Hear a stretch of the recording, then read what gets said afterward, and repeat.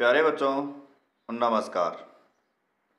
मैं आपका रमेश सर, संस्कृत विषय अध्यापक, हमारे YouTube चैनल में आपका हार्दिक स्वागत करता हूं। आज मैं अतुला संस्कृतम कक्षा 8 का पाठ अष्टमः पाठः सुभाषितावली लेकर प्रस्तुत हुआ हूँ। प्यारे बच्चों, इस पाठ में हम इस पाठ के हिंदी अर्थ को समझेंगे। हिंदी अर्थ को समझने से पहले हम इसके शब्दार्थ समझते हैं। वसंत समय, वसंत के समय में अर्थात वसंत समय में। पितुरर्जितम, पिता द्वारा कमाए गए। नानृतम, झूठ। गर्वायत, अभिमान करता है। त्वर्जीर्णे, अपच में। त्वजीर्णे, तू अजीर्णे, अपच में तो। व्ययागमो, आमदनी, खर्चा, आय और व्यय। मुहुर्मुहु, बार बार। त्यजेत यानी त्याग देना चाहिए। कदर्यम यानी कंजूस। मूक यानी गूंगा। स्त्रियः यानी धन का। भेक यानी भेकः, दादुर, मेंढक। गर्दभा नाम गधों का। चिंत्यम, सोचना। विषम, जहर। बधिरः, बहरा। तो आइए प्यारे बच्चों, ये यहाँ पर 9 श्लोक दिए हुए हैं। इन 9 श्लोकों का हम हिंदी अर्थ जानते हैं, याद करते हैं इसका। कः कालः कानि मित्राणि, को देशः को व्ययागमौ। कश्चाहं का च मे शक्तिर्, इति चिन्त्यं मुहुर्मुहुः। कह यानी कौन सा या कैसा। कालः यानी समय। कानि यानी वही, कैसा या कौन सच्चे। मित्राणि, मित्र, कौन मित्र। को देशः, कैसा स्थान। को व्ययागमो, अर्थात कितना व्यय और आगम यानी आय, कितना व्यय और आय। कश्चाहम यानी मैं कौन हूँ। का च मे शक्ति रीति, का यानी मेरी शक्ति। च यानी और, में यानी मेरी, शक्ति यानी शक्ति, सामर्थ्य। इति चिंत्यम मुहुर्मुहु, चिंत्यम यानी सोचना। मुहुर्मुहु यानी बार बार, अर्थात कैसा समय है या कौन सा समय है। कानि मित्राणि, कौन सच्चे मित्र हैं। को देश है, कैसा स्थान है या कौन सा स्थान है। को व्ययागमो यानी कौन, कितना आय, इनकम, कितनी इनकम है और कितना खर्चा है, अर्थात कितना आय और कितना व्यय। कश्चाहम, मैं कौन हूँ, और मेरी शक्ति या सामर्थ्य क्या है। ऐसा बार बार में विचार करना चाहिए। ऐसा विचार बार बार करना चाहिए कि मैं कौन हूँ, क्या हूँ, मैं किस स्थान पे रहता हूँ, मेरे कौन कौन सच्चे मित्र हैं, इस प्रकार से मेरा कितना तो आमदनी है और कितना खर्चा है। इस प्रकार का बार बार में सोचना चाहिए और उसी के अनुरूप कार्य करना चाहिए। नंबर 2, का कह कृष्ण पिक कृष्ण, को भेद पिक काकयो। वसंत समये प्राप्ते, काकः पिकः। अर्थात काक यानी कौवा, कृष्ण यानी काला, पिक यानी कोयल, कृष्ण यानी काली, को यानी क्या, भेद यानी अंतर। पिक काकयो, कोयल और कौवे में क्या भेद है, क्या अंतर है, क्या कैसे पहचाना जाए। वसंत समये, वसंत समय में। प्राप्त यानी वसंत समय के आने पर। काक है काक, पिक यह जाना जाता है, यानी कौवा कौवा रह जाता है, कोयल कोयल हो जाती है, रह जाती है, अर्थात हमें समझ में आ जाता है। कैसे कि कौवा भी काला होता है और कोयल भी काली होती है। अर्थ, हिंदी अर्थ है, कौवा भी काला होता है, कोयल भी काली होती है। फिर कोयल और कोये में क्या अंतर होता है, अर्थात इनको कैसे पहचाना जा सकता है, इनको कैसे पहचाना जा सकता है। पूर्ण विराम। वसंत समये प्राप्ते अर्थात वसंत ऋतु के आने पर कौवा कौवा रह जाता है और कोयल कोयल रह जाती है, कोयल कोयल बन जाती है। कैसे कि कौवा तो काँव काँव करने लग जाता है और कोयल कुहू कुहू अपने मधुर स्वर से सबका मन मोह लेती है, मुग्ध कर देती है। नेक्स्ट 3 तज्जदेकं कुलस्यार्थं ग्रामस्यार्थं कुलं त्यजेत् ग्रामं जनपदस्यार्थं आत्मार्थं पृथिवीं त्यजेत्। कि त्यजेद एकम कुलस्यार्थं कि संपूर्ण कुल की रक्षा के लिए, संपूर्ण परिवार की रक्षा के लिए एक को त्याग देना चाहिए। संपूर्ण कुल की अर्थात कुल की रक्षा के लिए एक को त्याग देना चाहिए। ग्रामस्यार्थं कुलं त्यजेत् और यदि समस्त गांव की सुरक्षा के लिए एक कुल का परित्याग कर देना चाहिए, एक परिवार को छोड़ देना चाहिए। ग्रामं जनपदस्यार्थं यदि नगर की रक्षा करना है, एक नगर की रक्षा करने के लिए पूरे गांव का परित्याग कर देना चाहिए। आत्मार्थं पृथिवीं त्यजेत् और यदि पृथ्वी की रक्षा करनी है और यदि अपने हित की रक्षा करने हैं, अपने हित की रक्षा करनी है, आत्मार्थम अपने हित की रक्षा करनी है तो संपूर्ण पृथ्वी का त्याग कर देना चाहिए। ये ऐसा माना जाता है कि यदि एक की वजह से पूरा कुल का नुकसान हो रहा है तो उस एक को छोड़ देना चाहिए, और यदि गांव की रक्षा करने के लिए एक परिवार को छोड़ना पड़ जाए तो पूरे परिवार को भी त्याग देना चाहिए, और यदि जनपद की पूरे नगर की रक्षा करनी है तो पूरे गांव को भी छोड़ा जा सकता है। लेकिन हित के लिए, अपने हित की रक्षा के लिए यदि पृथ्वी को भी छोड़ दिया जाए तो भी छोड़ देना चाहिए। उत्तमं स्वार्जितं वित्तं मध्यमं पितुर्र्जितं कनिष्ठं भ्रातृवित्तं च स्त्रीवित्तम अधमा अधम। अर्थात उत्तमम यानी उत्तम, स्वार्जितम यानी अपने द्वारा अर्जित किया हुआ धन, वित्तम यानी धन, मध्यम यानी मध्य, पितुर अर्जितम यानी पिता के द्वारा धन कमाया हुआ, कनिष्ठम भ्रातम वित्तम च कनिष्ठम अर्थात यह अपने भाई द्वारा कमाए हुए धन को निम्न श्रेणी में माना जाता है। भाई के द्वारा जो धन कमाया हुआ था निम्न श्रेणी का होता है, और जो पत्नी द्वारा अर्जित किया गया धन है वह धन अधम से भी अधम अर्थात नीच से भी नीच माना जाता है। अर्थात कहने का तात्पर्य यह है कि स्वयं कमाए गए धन का ही उपभोग करना चाहिए। 3 प्रकार की श्रेणियां बताई गई है, एक तो उत्तम, मध्यम और एक कनिष्ठम नीच।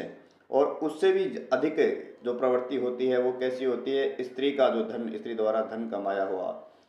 इसलिए हिंदी अर्थ इसका कि अपने द्वारा, स्वयं के द्वारा अर्जित किया हुआ धन उत्तम श्रेणी का माना जाता है।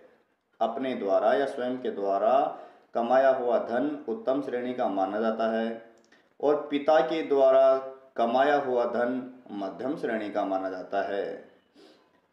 कनिष्ठ भ्राता अर्थात छोटे भाई द्वारा कमाए हुए धन को निम्न श्रेणी का माना जाता है। अर्थात भाई के द्वारा कोई भी धन है, भाई के द्वारा कमाया गया है और उसका उपभोग हम कर रहे हैं तो वह निम्न श्रेणी का माना जाता है। और पत्नी के द्वारा कमाया हुआ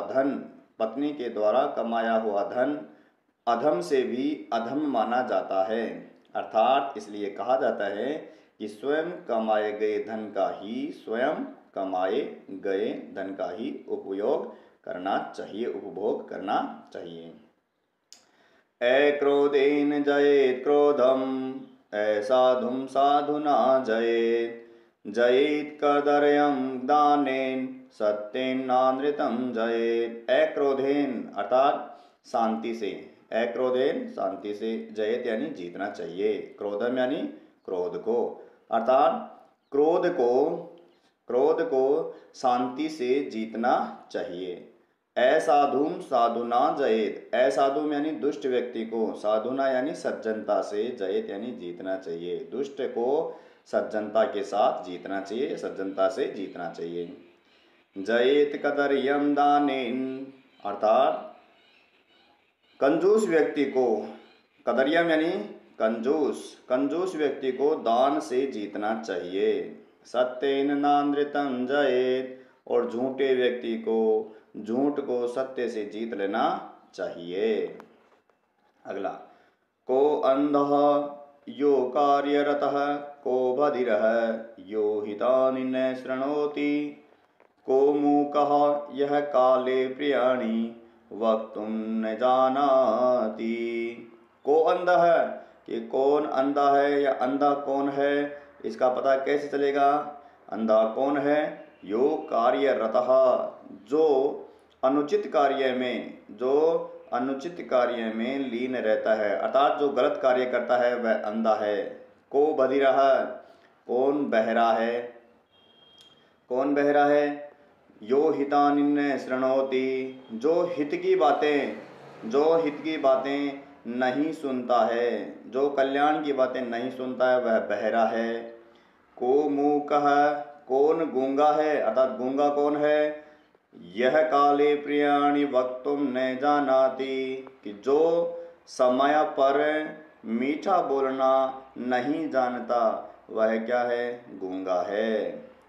नेक्स्ट है, अल्पम किंचित स्त्रियाः प्राप्य नीचो गर्वायते लघु पद्मपत्र तलेभे को मन्यते दंडधारिणाम्।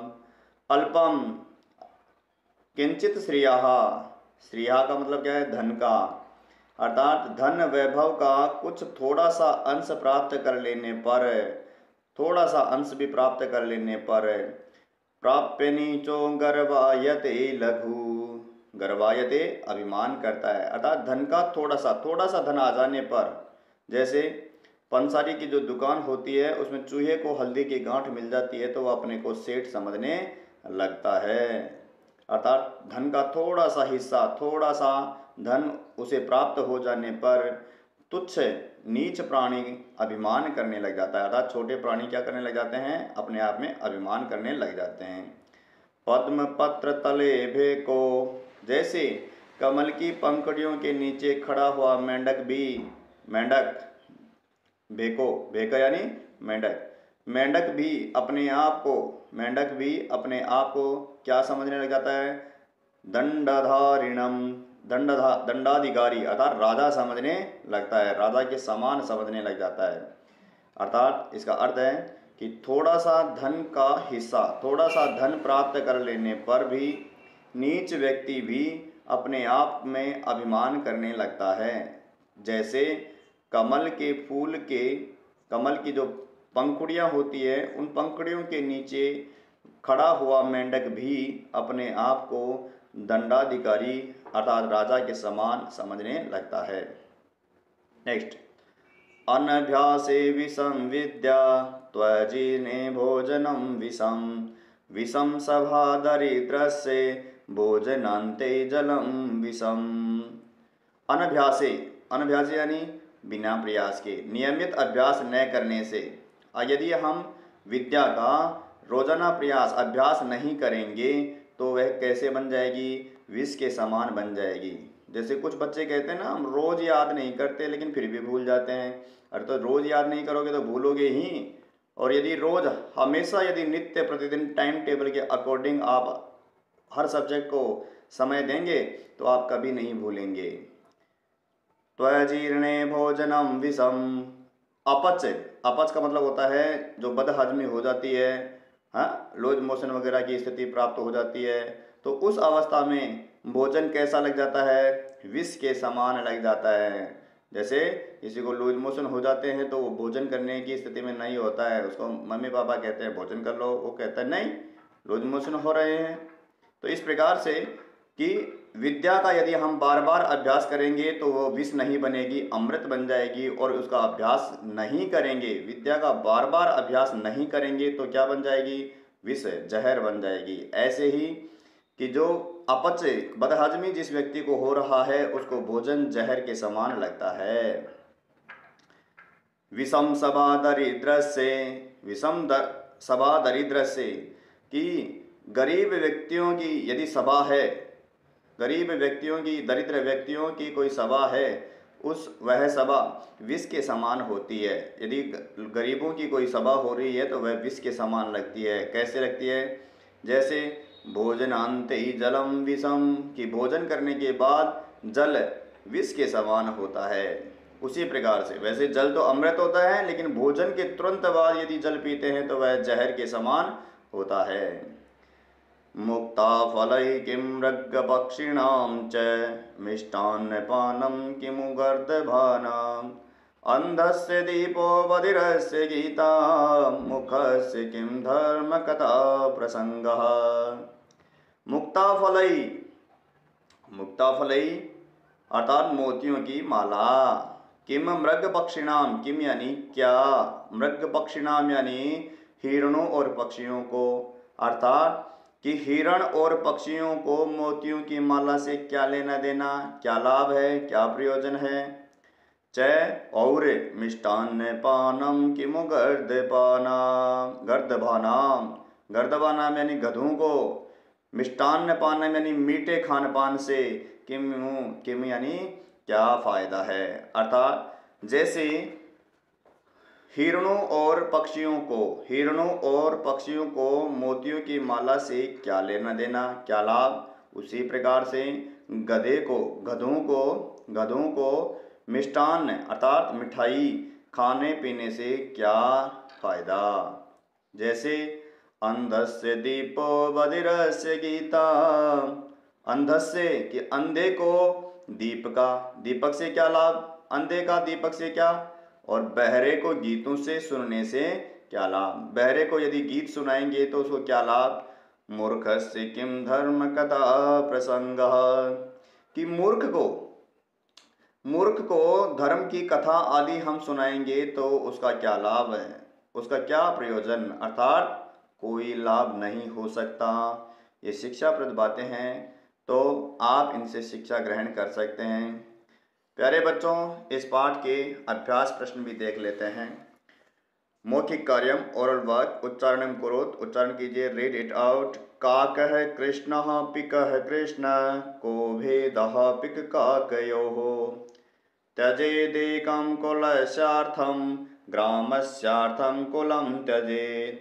को मूकः यः काले, प्रियाणि वक्तुं न जानाति। पद्मपत्रतले भेको, मन्यते दण्डधारिणम्। कश्चाहं का च मे शक्तिः इति चिन्त्यं मुहुर्मुहुः। प्यारे बच्चों, प्रश्न नंबर 2, लेखन कार्यम रिटर्न वर्क।